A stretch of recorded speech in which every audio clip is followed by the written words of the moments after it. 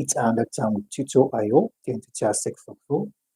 And in today's tutorial, we're going to be taking the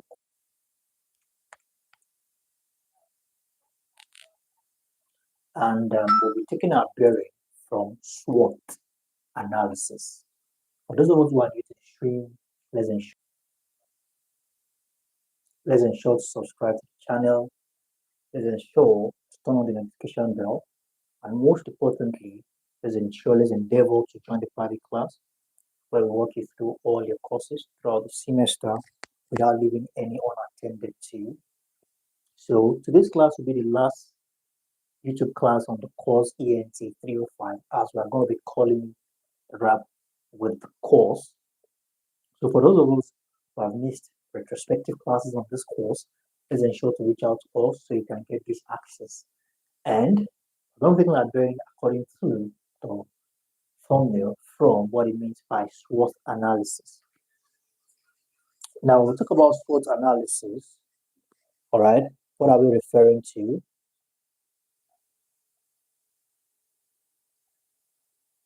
Okay, when we talk about SWOT analysis, what are we referring to? Now, SWOT itself is an acronym for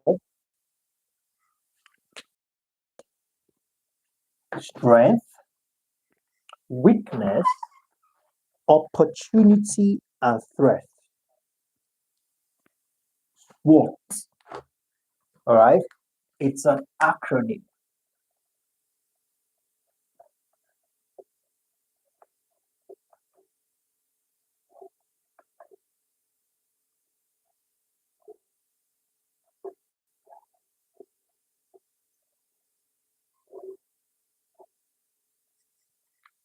Okay, it's an acronym for strength,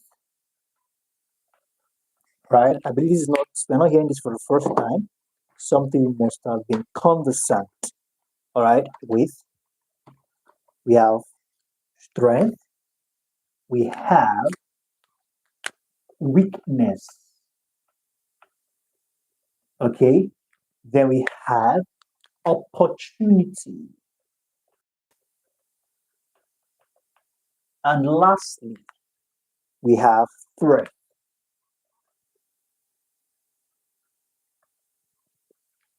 Okay, now this is very important when we talk about business development. If you're interested as a business person, you succeed as an entrepreneur, you want to excel long term, you need to put into consideration SWOT.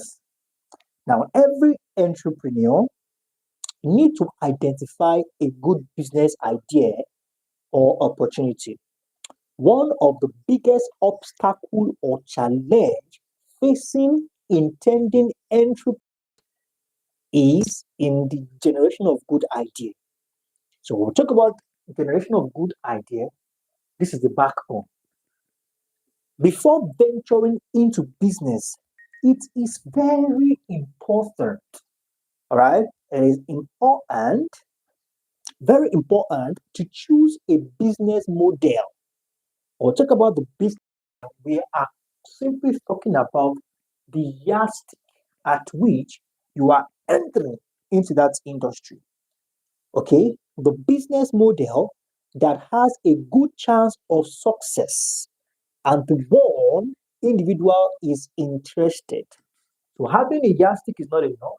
This must be a yardstick which you are willing to sink through to the end. You are interested because there will be ups and downs, there will be disappointment. But in as much as your interest is buried in that model, you are good to go. So the SWOT analysis is an exercise meant to what? Identify your strengths, the weakness, the opportunities, and threats. All right, so it's an acronym, SWOT. So in identifying your weakness, all right, an internal analysis is meant to determine where you have an advantage over competitors. All right. So speaking of identifying your strength and weakness now, we are being intentional about identifying where the tides are turning against you and where the tides are in your favor. Understanding your merits and demerits, your advantages and disadvantages in that market. All right. Overrule your competitors, identifying your strength, weakness, advantage, disadvantages, merits, demerits, all right, over your competitors. So there's nothing, all right, so there will be nothing that they are doing that will hit you by surprise. Nothing your competitors will be doing will hit you by surprise. If you already know your strength and you focus on it and the weakness and you pay attention indirectly or directly towards it as well. All right. So identify success factors for your industry. All right. Those are your merits. Compare them to your own strength and weakness to determine whether you have a competitive advantage. Assess your competitors' competence. If your competitors are giving a product at 5 naira, this product has been this competitors or this competitor, your competitor company has been giving this product for the past 5 years and they are doing well. People love this product. You are doing a product similar to that. Nobody knows you. You dare not give your price above your competitor's price. Even though you have quality products, the best way to enter is to give more for less. And the moment you have win your customers' heart or your targeted audience heart, they have trust you, rely on the product, then you can think of increasing your price over your competitor's price. So you need to compare your competitor's success, all right, and all right, what we have here as competitive advantage.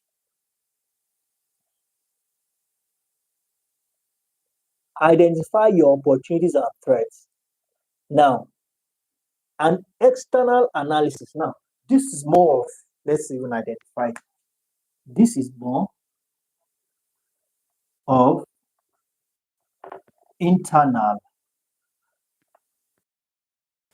and this is more of external. Are we together?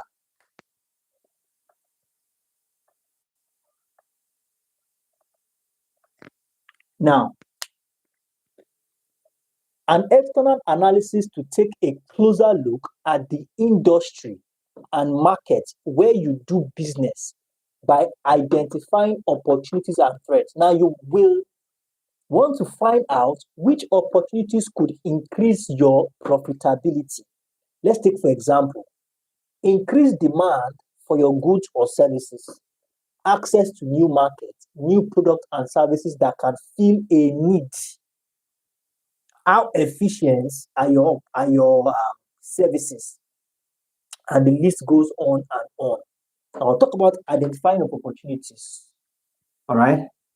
Now, like I said earlier, similar product for a lesser price. All right. It can be a very good way to enter into a market, gain their hearts. And the threat is at the point of doing this, what are those things your competitor will also notice and will want to use it against you? All right. Or you've gained the heart of your consumer and you determine to increase price. And because of this, there's a close substitute. All your customers switch to that close substitute.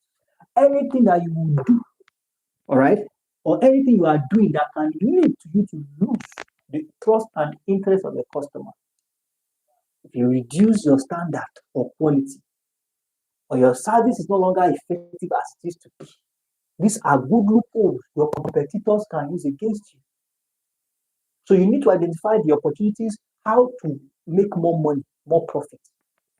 All right. And the threat are those things that can stand in your way of making progress as a business person or as an organization. And these are more of external elements. So we have that as that. Like I said, it's not going to be a long class. We are almost done with the course. What are the problems of entrepreneur? All right. Some of the problems, all right, we can group it into internal problem and external problem. For internal problem, wrong choice of business. All right. When you lack expertise, when you know business. So when we have external problems, we have competition. All right. Lack of raw materials, technological problems.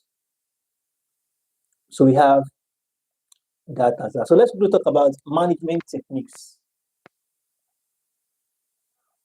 Management techniques. For management techniques, we have a handful of them, but to mention but a few, all right, to mention but a few,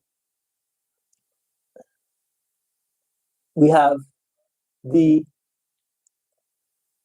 MOB technique, all right, management by objective, MOB.